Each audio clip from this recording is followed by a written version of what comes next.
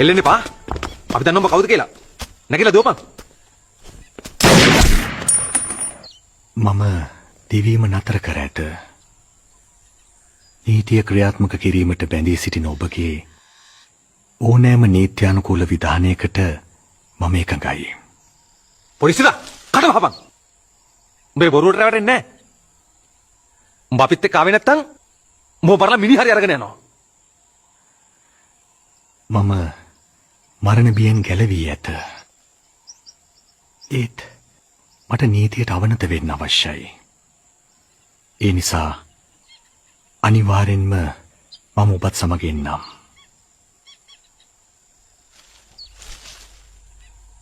සාජන් Harris. ඔව් sir. දනමුට මාංචු.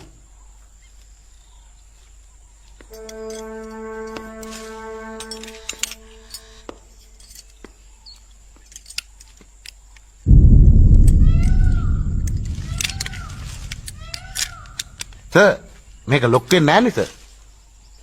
දෙනවා ඉෂේ.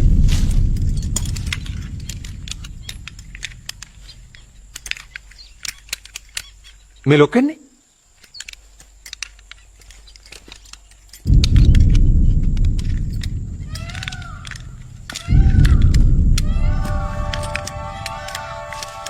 නෑනේ සර් ලොක් වෙන්නේ නෑනේ. මට දෙනවා ඉෂේ.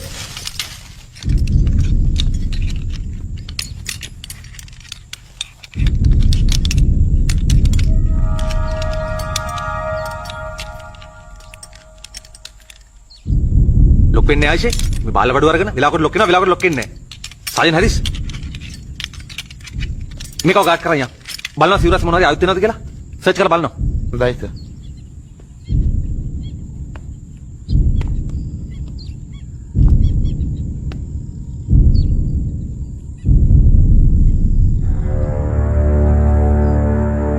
All clear, sir.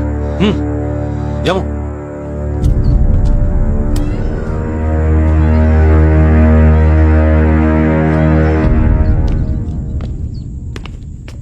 මොකද මේ මොකද සෝබන ගමන? සාජන් හැරිස් දෙන්නේ එක අල්ලගෙන මූ ඇදලා ගිහින් දාන ජීප් එකට. කමක් නැහැ සර්. තව ටිකයිනේ යන්න තියෙන්නේ. ඔහම ගියාද? මහත්තයෝ මොකද මේ? උපාසක උන්නේ කලබල වෙන්න දෙයක් නැහැ. මෙයා හිරෙන් පැන්න මිනිමරු අපරාධකාරයෙක්. අපි මෙයාව මාස ගාණක් හොය හිටියේ. හෙට අනිත් පත්‍රවල වැටුනහම දැනගන්න පුළුවන් වෙයි මු කවුද කියලා. නායක හමුදුර තරුණාමේ බේරුනේ. තව ටික දවසක් ගියා නම් තමුසේ නායක හමුදුර දෙන්නම් මලා තමයි මු මෙහෙම පයින්නේ.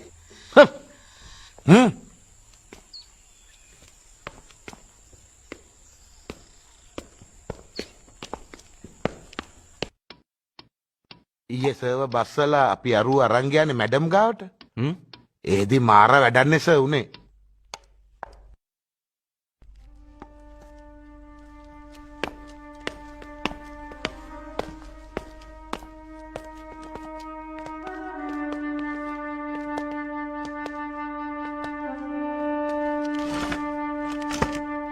මේරි ඔය සුදුරු දක් අරන් එන්න.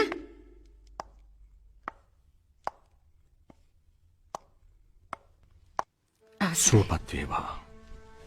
අසුන් ගන්න හාමුදුරනේ.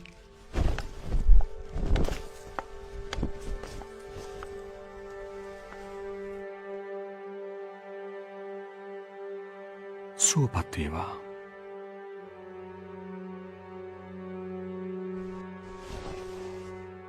මැඩම් වැලිකඩ ඉරෙන් පැන්න පොඩි සිරා අද අපි අරස් කළා. කෝ ඉතින්?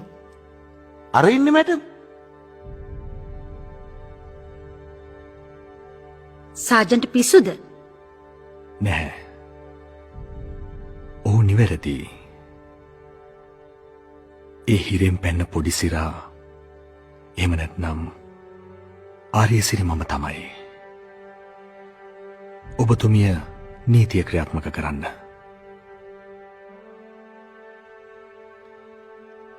මෙතන මොකක් හරි ලොකු වැරදීමක් වෙලා තියෙනවා. මේක අදා ගන්න අමාරුයි. මැඩම් මේ තියෙන ෆින්ගර්ප්‍රින්ට්ස් වාර්තාව. මේ අනුව තමයි අපි ආව අරස් කළේ. කෝ බලන්න.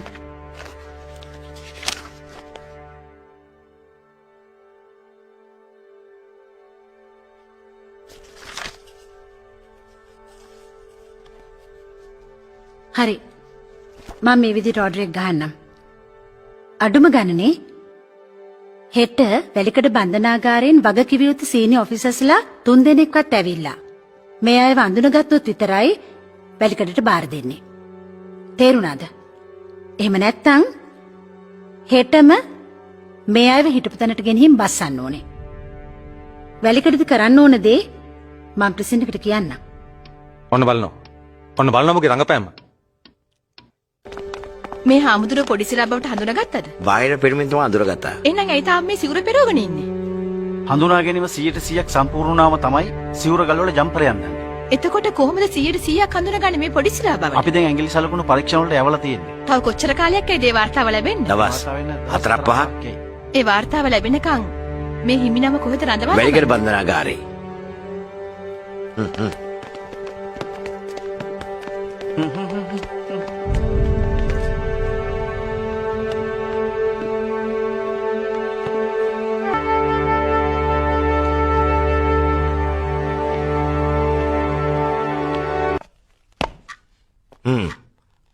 මං එන්න කිව්වේ පොඩිසිරාගේ ෆිංගර්ප්‍රින්ට්ස් රිපෝට් එක ඇවිල්ලා. ඒක පොසිටිව්.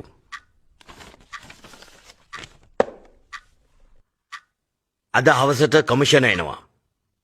ඊට කලින් මූගේ සිවුර ගලවලා ජම්පරේ ගස්සන්න ඕනේ. හරිද? එඩ්මන් මරපු එකට රිටර්න් එක දෙන්නත් ඕනේනේ. නැද්ද සර්? නෝමන් මහත්තයා හිටියනම් මෙලහටත් මුගේ ඉලයට 2-3ක් කඩලා. උඹලා මොනවා කළත් මට ප්‍රශ්නයක් නෑ. හැබැයි ලෙඩ දාගන්න විතරක් එපා. තට්ටුවක් දෙයක් දැම්මත් නම් කමක් නෑ. පිටට පේන්න තුවාල බෑ. තේරුණාද? ජම්පරේ ගස්සලා සිවුර ස්ටෝස් වලට බාර දෙනවා. හරිද? සර්බය වෙන්න එපා. අපි ගාන්ට වැඩේ දෙන්නම්කෝ.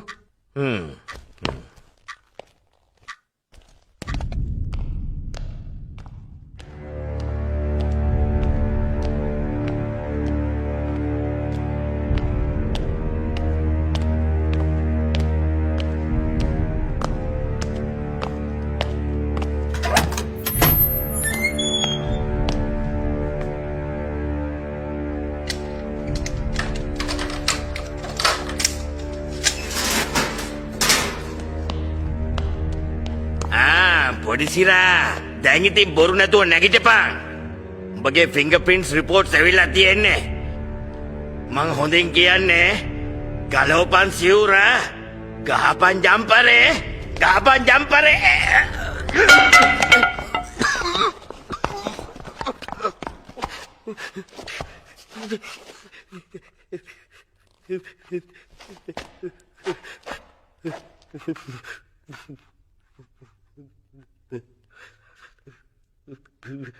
ගුරුගේ මහත්මයා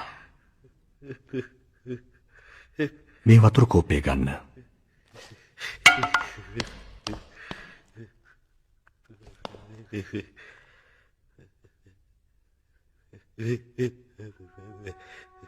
මේ වතුර ටිකක් බෙල්ලේ දෙපැත්තේ පිරිමදින්න.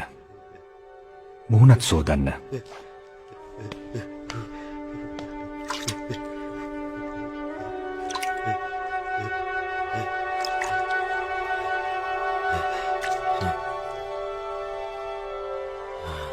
දැන් නැගිට්ටවන්න.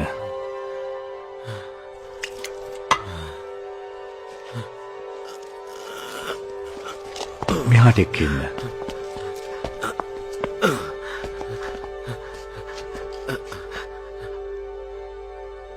සිත සංසුන් කරගත්තොත් මරික්කාර් මහත්මයාට තව විනාඩි 5කින් සම්පූර්ණ සුවය ලැබේවි. හිතට ආපු අධික කෝපය නිසායි මෙහෙම දෙයක් සිද්ධ වුණේ. ගිහින් වාඩි වෙන්න.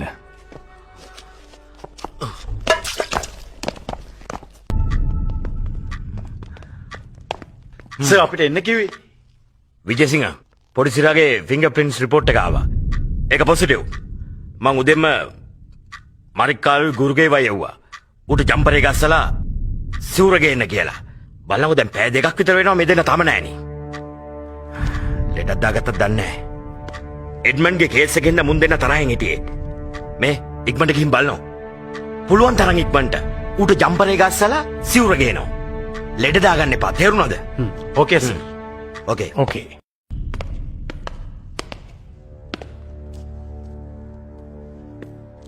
උඹලා ඔය ඩියුටි කරන හැටිද? අන්න අර බොස් බලන් ඉන්න උඹලා එනකම්. මූත් තාම සිවුර පිටින්. අද මම මුගේ සිවුර ගලවලා මිසක් යන්නේ නැහැ. අද මං උඹට හිටපන්. නේ පොඩි සිරා. උඹ හිරෙන් පැනලා ගිහලා මැජික් ඉගෙනගෙන උඹේ ඔය මැජික් වලට මාව බය කරන්න බෑ. විජේසිංහ මහත්මයා, මම ඉන්ද්‍රජාලිකයෙක් නොවේ. මා කලේ ඔබගේ සිත තුළ කෝපයෙන් දැවෙන ගිනිතැල් ඔබටම පෙනෙනට සැලැස්වීම පමණයි. පිල්ලේ දීපා මුගේ ඔළුවට එකක් කලන්තේ දාලා වැටෙන්න. ඉතුරු වැඩේ මම බලන්න.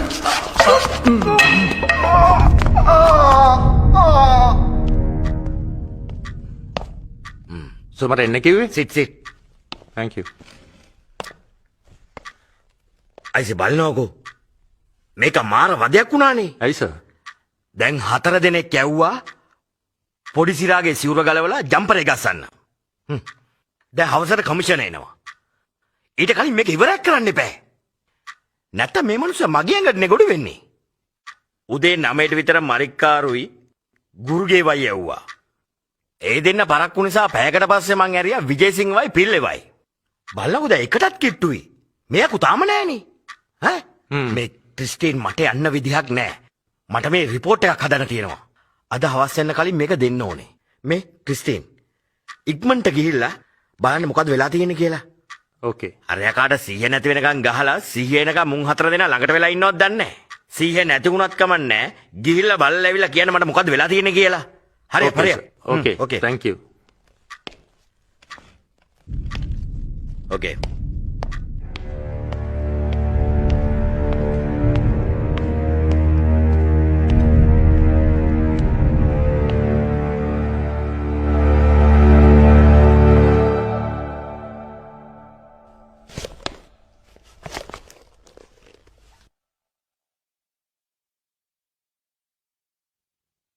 අවසරයි හාමුදුරනේ.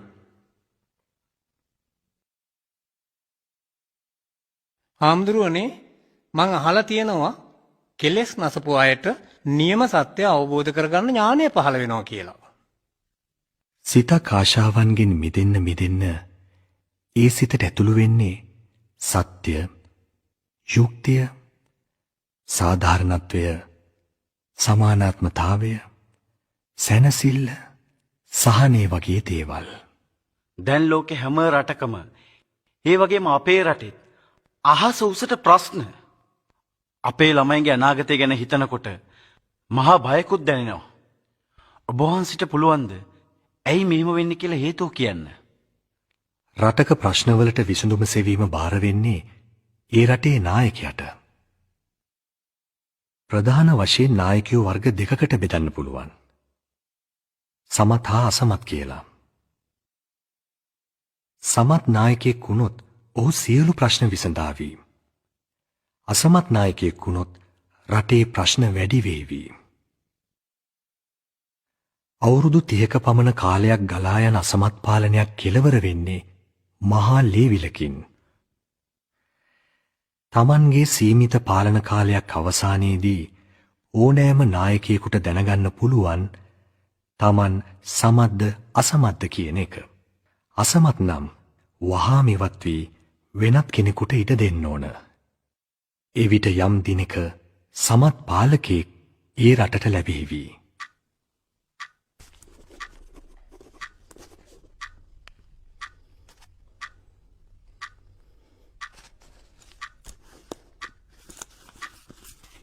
දැන් ඔබලා රටක් ගැන හිතන්නේ නැතුව ගෙදරක් ගැන හිතන්න. පියා තමයි ගෙදර නායකයා.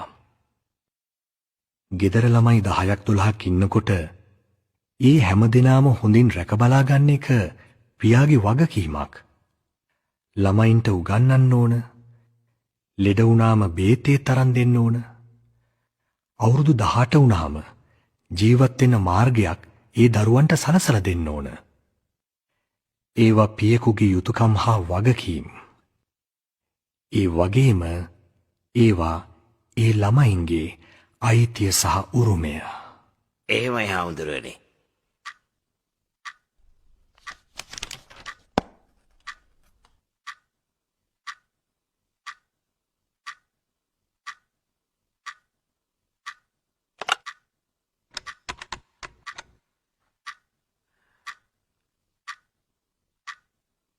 වීරසිංහ ඔව් මේ කවුරු ඇහුවොත් කියනවා මම පන්සල් සුපා පැත්තේ ගියා කියලා. ඕකේ.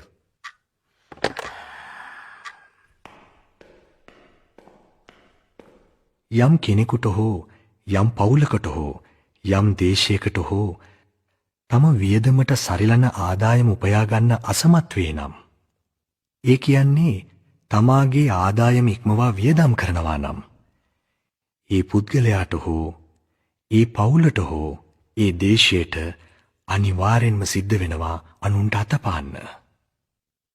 බුදුදහමේ මේ ගැන ඉතා පැහැදිලිව විස්තර කෙරෙනවා. මේ විදිහට කාලයක් ගියොත් පුද්ගලයෙක් හෝ පවුලක් නම් ඒ පුද්ගලයා හෝ පවුල සිඟමනට වැටි විනාශ වී යනවා. ඒකේන බොහෝගේ පුංජෙය්‍ය දුයිහි කම්මම් පයෝජයේ චතුත්තංච නිදාපේය ආපදාසු භවිස්සති. තම ආදායම සහ වියදම කළමනාකරණය කරන විදිහ ගැන සිඟාලෝවාද සූත්‍රයේ සඳහන් වෙන්නේ එහෙමයි. ගිහි ජීවිතයේ සාර්ථක කර ගැනීමට අනුගමනය කළ යුතු ක්‍රියාමාර්ග 4ක් වියග්ගපජ්ජ සූත්‍රයේ සඳහන් වෙනවා.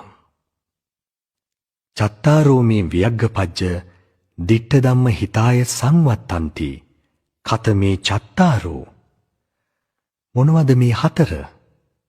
උද්ධාන සම්පදා, ආරක්ඛ සම්පදා, කල්යාණ මිත්තතා, සමජීවිකතා.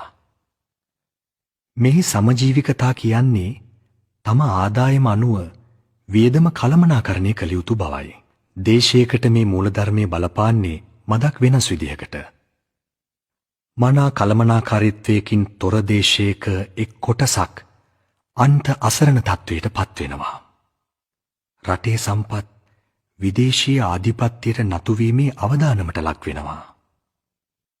මෙවන් තත්වයක් කාලයක් පුරා දේශයක පැවතුනහොත් කවුරු හරි යම් දිනක මේ පීඩිත කොටසට නායකත්වයේ දීලා කැරලි සහ අරගලවලට මුල පුරනවා.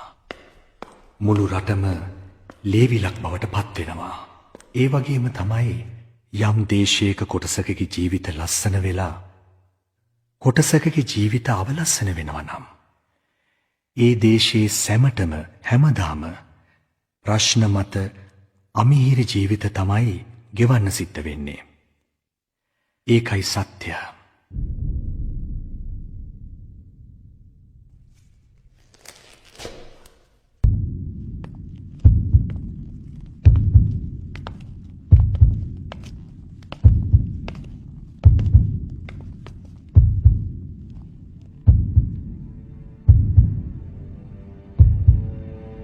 සුවපත් වේවා. සුවපත් වේවා.